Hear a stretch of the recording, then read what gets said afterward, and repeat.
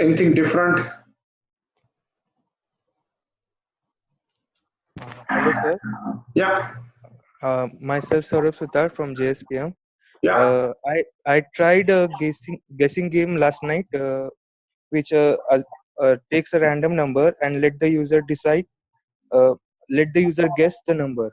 So if the guess number is greater than random number, it will display the appropriate message, and similar for the smaller one. So it was kind of game which was designed, and I felt that interesting. Got it. Okay. Cool. Okay. One last chance before I begin. Anything from AISSM? Um,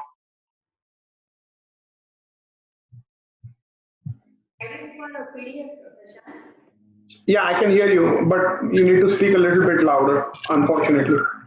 I have checked it for PDF. Yesterday I asked you. So doing a small calculator application they are shown in demo that I have tried, and then to try it for PDF. It's pretty good working. Okay. Good. Okay, so why don't we get started? Today, what I'm going to do is I'm going to walk through the case study. It's so what we are going to move is we are going to move from kind of learning into more hands-on doing now. Now that people understand the stuff, so let me share my screen, and then we'll get going.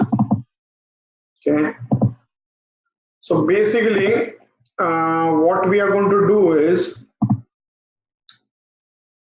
we are effectively going to spend next roughly 1 week in a two-part case study. And it's kind of a simulation. And the focus is mostly around RPA flavors, not so much on machine learning. We'll start machine learning starting your Monday, which is, I think, your Tuesday, which is 21st. And Monday we will, so tomorrow, and so basically we will have 2 days of bot building activity time for you guys to support the case study. And then starting Monday we will do machine learning. We can look at the schedule in detail, but this is a two-part case study. So in part one, unfortunately, it is due by August 20th. And the whole idea was for you guys to install UiPath, get familiar with the tool, doing some samples. So what we'll do in part one, we'll be building at least one, if not two, bots for this fictitious bank called Bank of Kuber. And we will automate the process. And the process that we'll automate is new customer enrollment process. And the process has two variations. I will go over the variations in a moment. So that's part one of the case study. This part one is due in 2 days, meaning on August 20th. And I'm hoping this will be a cakewalk for both the teams in AISSM as well as JSPM. And I would highly encourage if people get stuck, help out each other.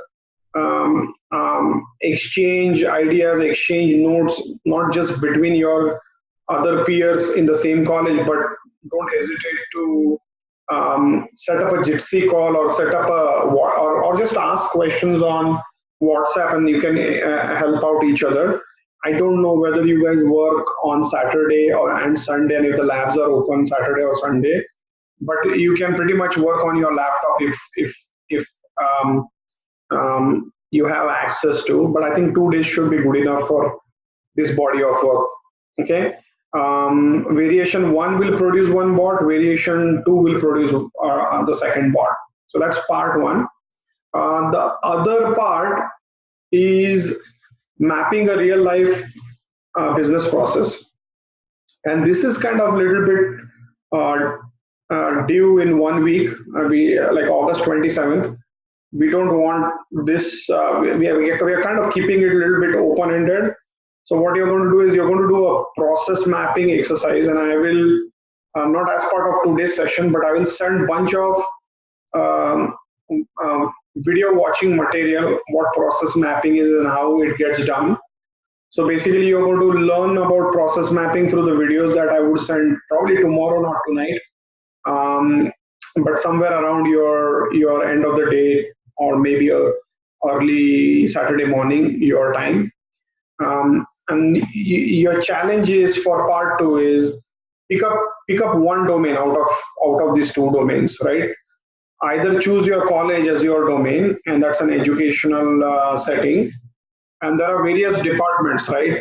Right from teaching departments to administration departments. Within administration department, you may be having uh, various kinds of sub departments like admissions, certificates.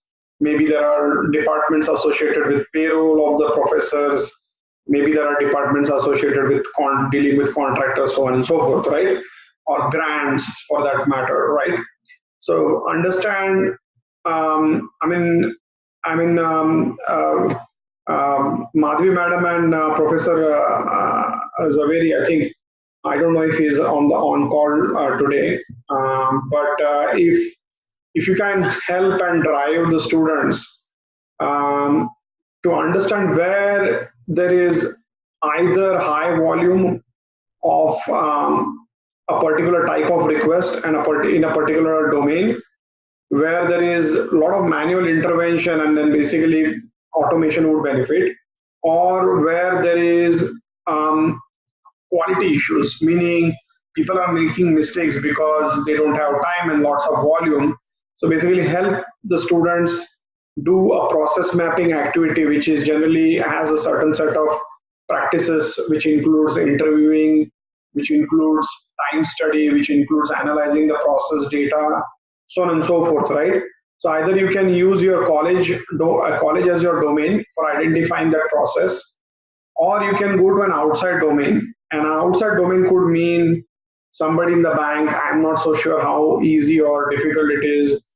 If you have any connections or network in local banks, maybe somebody's dad is a bank manager, or somebody's mom is a bank manager, and if they would allow you to do a process mapping like KYC process mapping, or a loans process mapping, how the loans get processed, or maybe somebody has network with somebody in a CA office or a law firm, and then they can learn process, pick up a process, and then try to study it and map it, and then figure out what portions of the process are worth automating.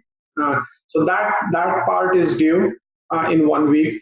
In reality, I think it would take some time to arrange a process mapping session, and you may need like 2 or 3 sessions to get a process map, depending upon how you do it, how rigorously you do it, and how many times you need to understand that process, so on and so forth. So that's part 2. So let me take a pause and see if there are any questions on either part 2 or part 1. Any questions on date and what's included in part 1 and part 2? I mean, this is gradual pressure built up of how we will end up working in the post-launch phase. I mean, this is, it's kind of like, this is how the real life work works, right? We don't know a particular thing. We study it, we apply it. There's nobody to teach. We learn through resources that we have. So any questions on this case study part 1? Yeah, go ahead. Give me 1 second. Yeah. Do you have to do it individually or in a group? Honestly speaking, if you are doing, I don't care, to be honest with you. I mean, at the end of the day, it is quite likely that you may need help, and if you do it in a group, then if you're doing in a group, I definitely would expect both the variations or both the bots ready. So we are more than welcome to form your individual groups, but be make sure the groups are balanced, and I'm not going to choose, right? This is not individual success. This is like uh, getting the group kind of ready for working in a group. So if people are wanting to work in a group, I'm fine. Okay, sir. Yeah. Any other question?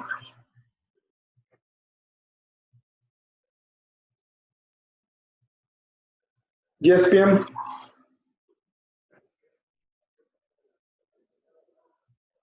Okay. So then I will move on to people clear on part two? Yes, sir. Okay. Do you think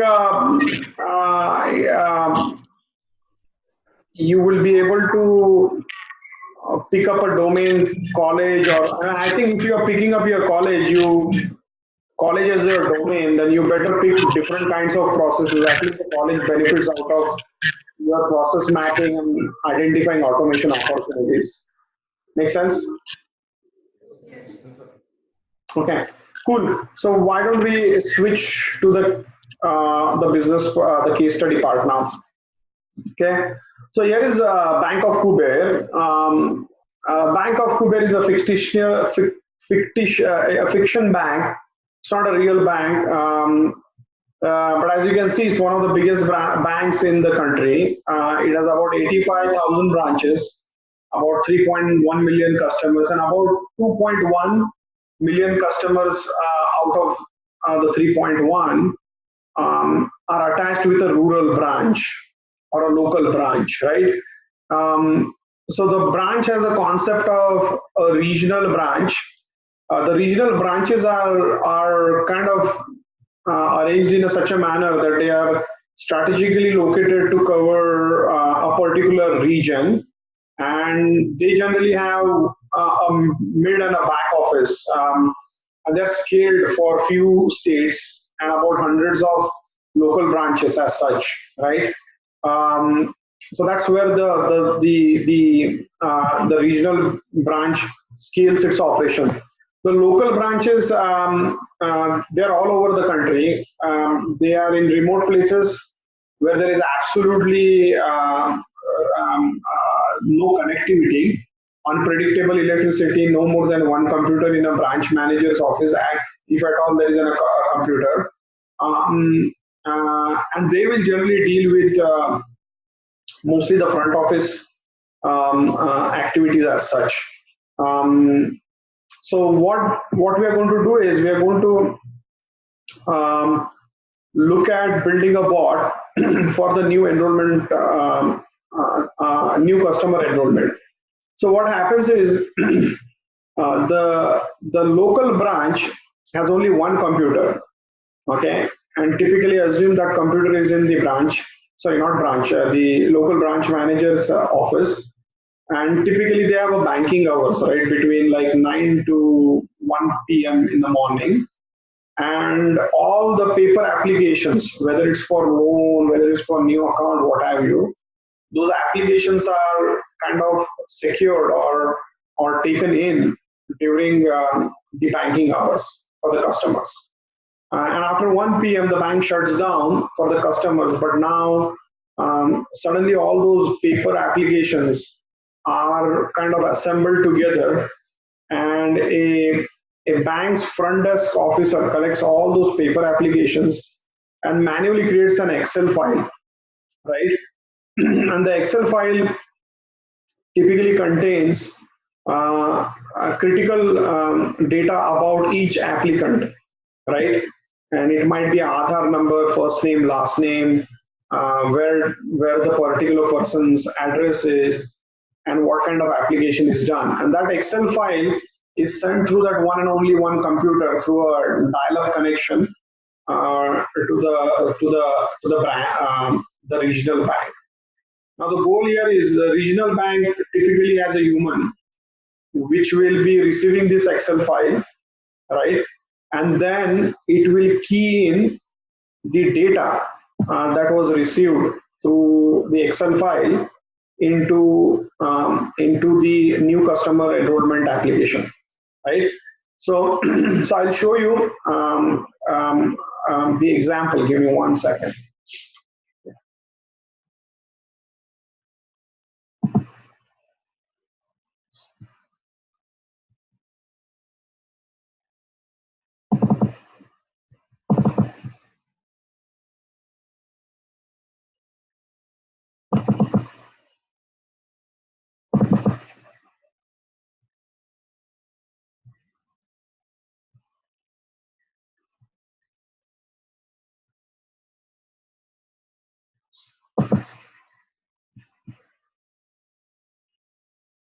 So so this is an example of a file, a CSV file that somebody keys in by hand, right? The first,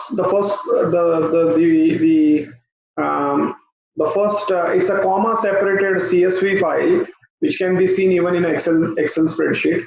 So first is the Aadhaar number, next is a name, then there is an address, line 1, then there is address, line 2, and city, right?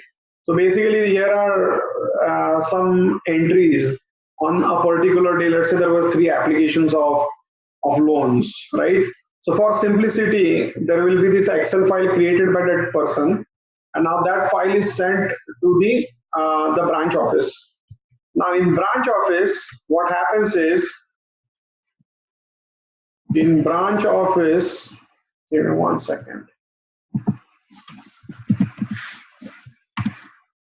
The branch office has lots of operations associated whose job is to work in a function called new customer enrollment. Okay, and there they will be getting such files from across all rural offices or local branch offices across the rural areas that are attached to that particular regional office. So once they get that Excel file, right? So basically they get this kind of a form, right? So here is this fictional, right? There is an email address, right?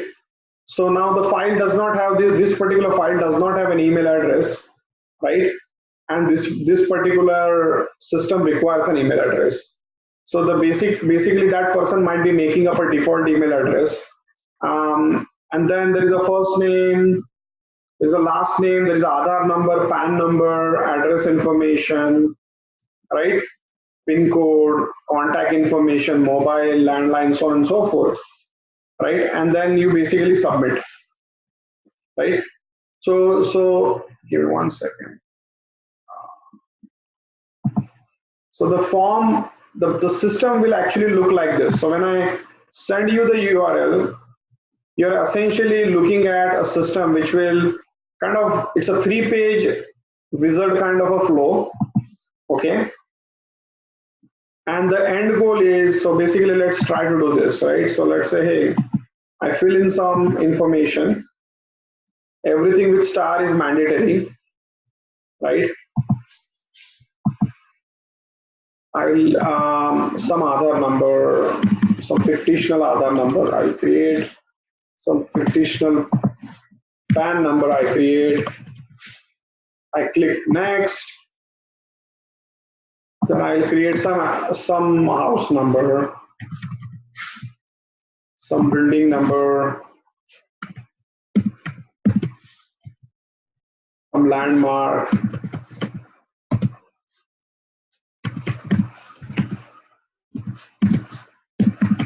Some town, some state,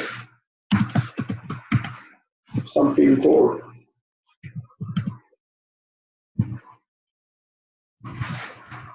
Okay, then you click next. Mobile.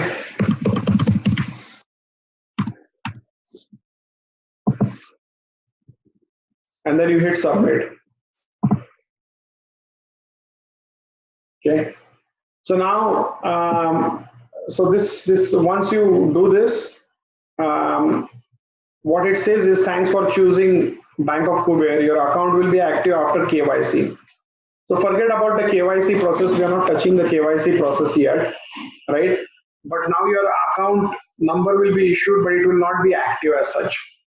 But the goal now is for you to automate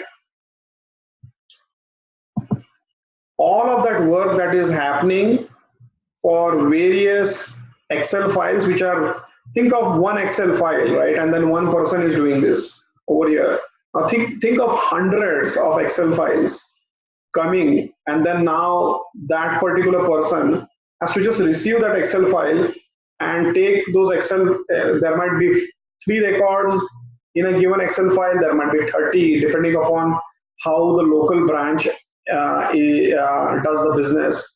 And then that particular person has to create a new account information. Now that person is just doing data entry, right?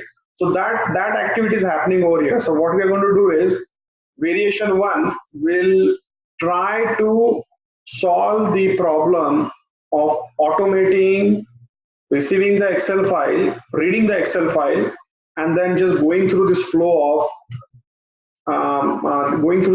this particular enrollment process, right? Let me pause over here and let me see if there are any questions.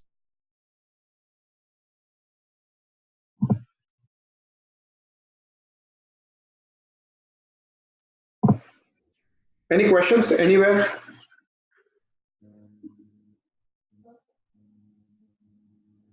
Do people understand what has to be done? So what I will be doing is I will be forwarding you the sample. I'll just forward the sample file that I have. Okay, but you can add all the fields that you need over here, which are mandatory if you want, right?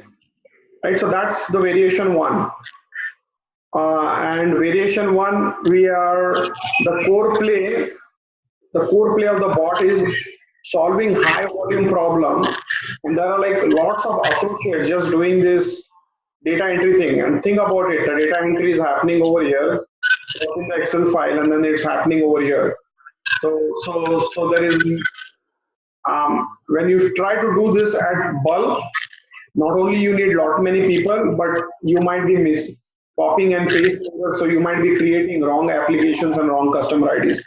So the bank is interested in automating what happens here in the regional office and automate the job of that particular role, which is just doing the customer entry.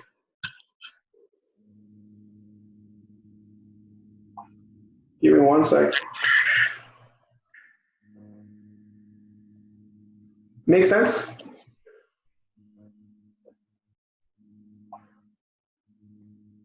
Any questions anywhere? Yes, PM? No, sir.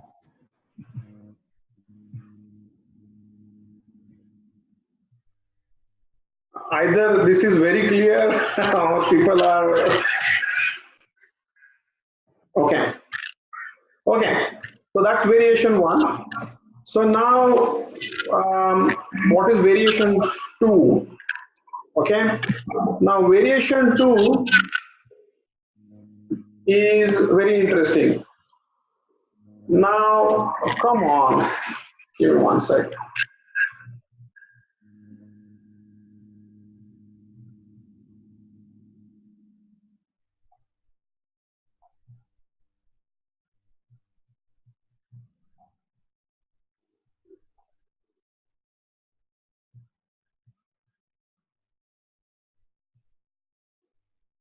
Yeah, my son has set up home automation, and the home automation is all the lights at 11 p.m. in the night.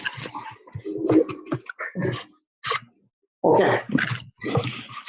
So variation 2 deals with those local branch offices. Some of them are little well off, and some of them are having OCR scanning machine. So what they do is during the customer hour, they will collect the paper applications, right?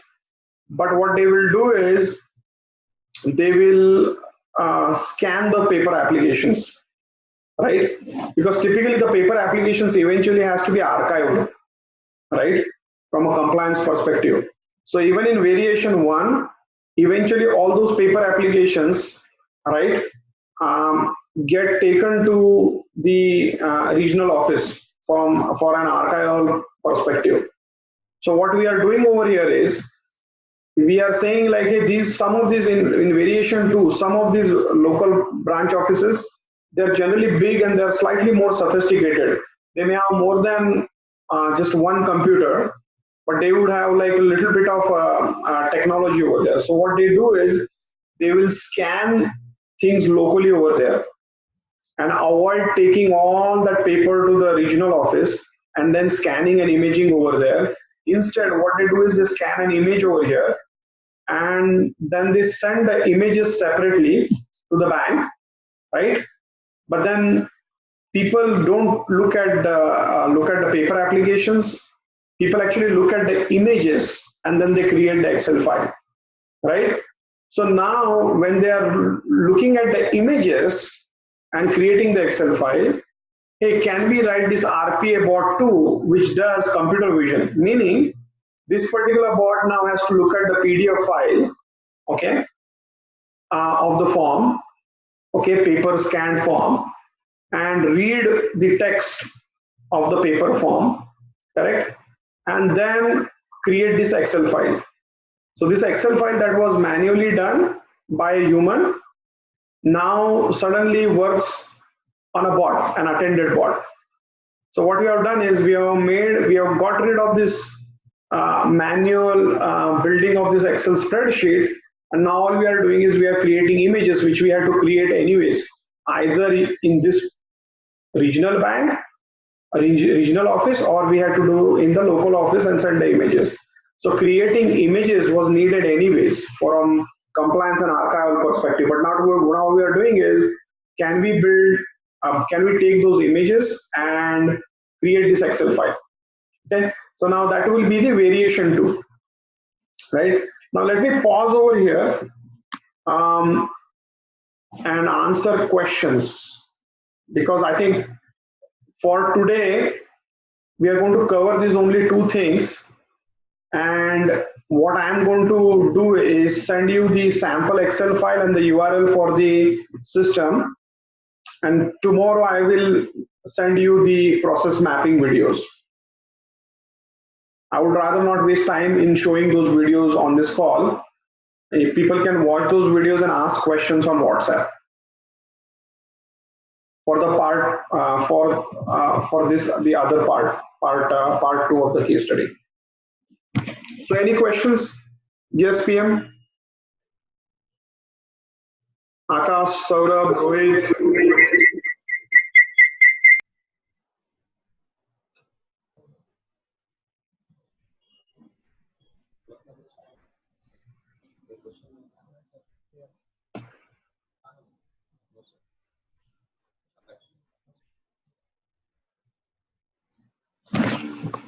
Does this sound challenging?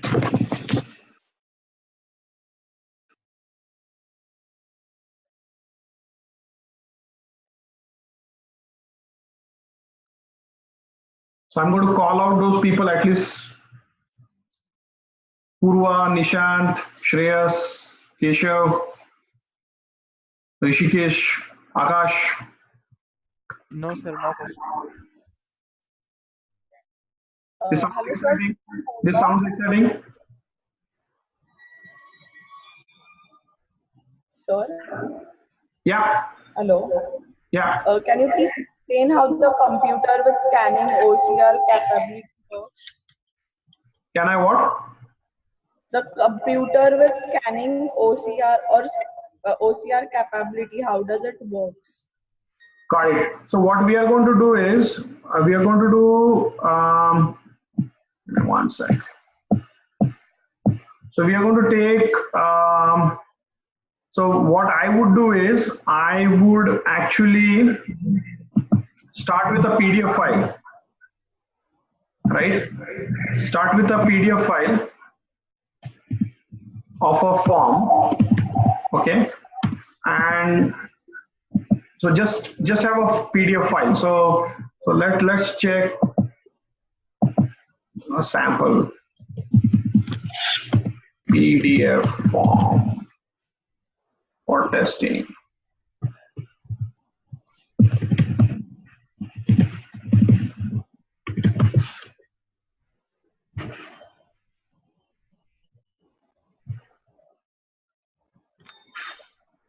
I haven't looked at this, so let me.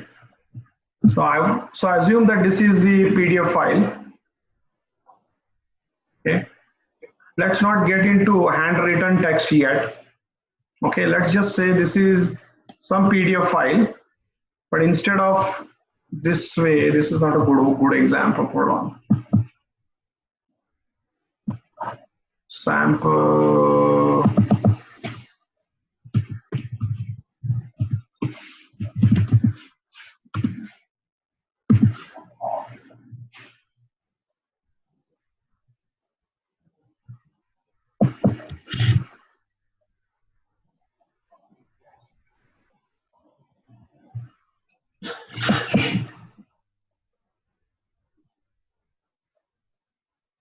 So assume there is some PDF file which is pre-filled, okay, with text.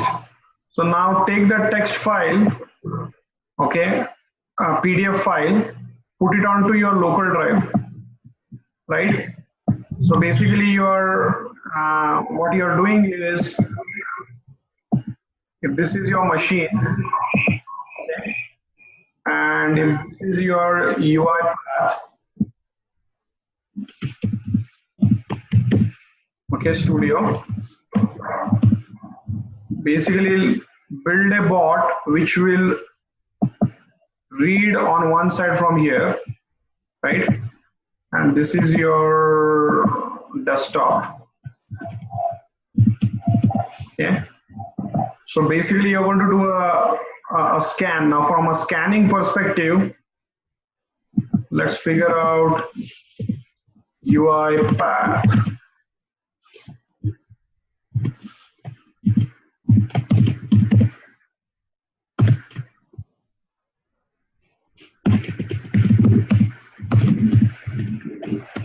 It has a PDF as an OCR piece. Okay, so I think for now, just do read a PDF. Okay, and there is an OCR piece too. To do an OCR piece, so this PDF data extraction and automation, you would see this part, right? Okay. So look at this, and for OCR, let me figure the OCR thing. OCR, email automation debugging. You can do OCR using their Google libraries. That's what I'm thinking.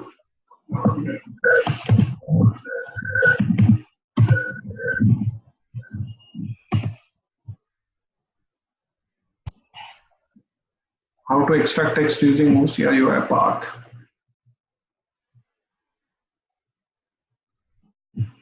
Yeah, I mean, to read PDF, which does not have handwritten text, you don't need a OCR. Package installation, PDF activity package, process organization. Okay. Okay, the process. So activity one, first one reads the PDF with OCR, which uses different OCR engines like. So read PDF with OCR, and the engine is Google OCR, Microsoft Office OCR. So this is the one.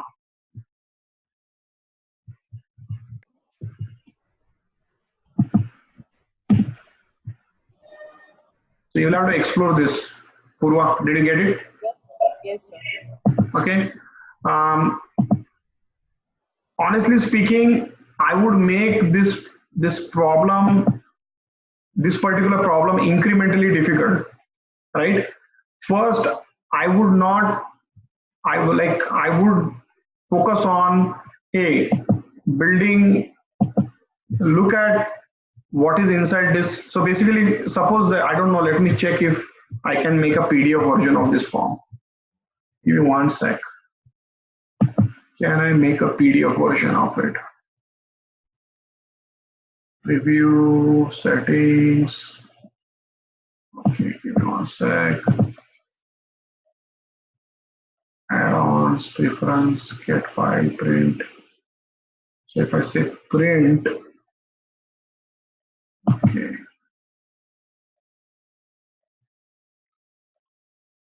So I'm trying to see how, so okay. So if I say save as PDF, right? So this is going to save as PDF, right? So I'm going to save this thing as a PDF. Okay.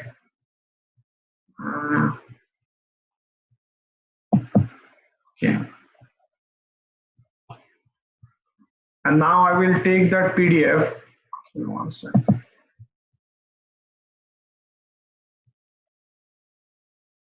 Where did I save it?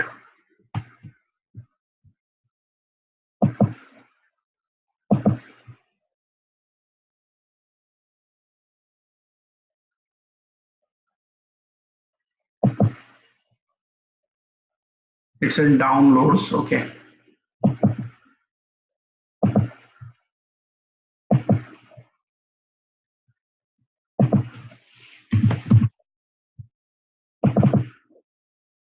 So now think of it. If you take this PDF, okay, take this PDF and you want to make your life miserable, then take a printout of it and start writing on it by hand, right? Because this is hand, right?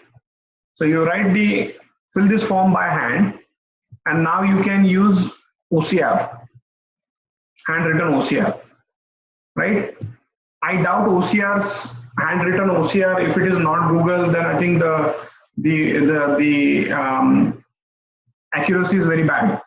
But what I would rather do is I would not make it that difficult first. I'll first um, actually build a form which is all text filled.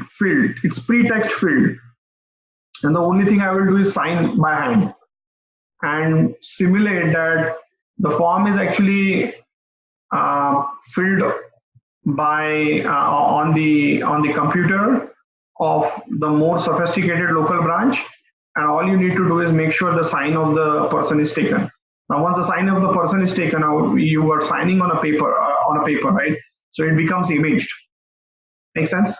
So that's how we will kind of create a worthy fictitious case study of this part of the process, but still very much realistic in most of big banks, as well as many other use cases which might happen in many domains.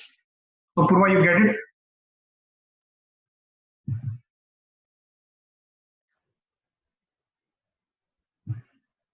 Yes, no?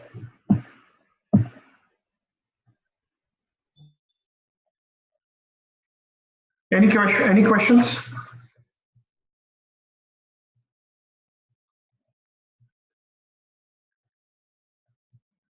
Okay, I'm not able to hear.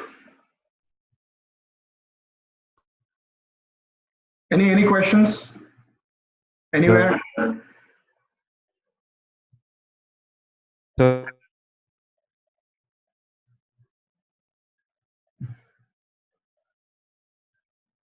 Hey Keshav, you have a question?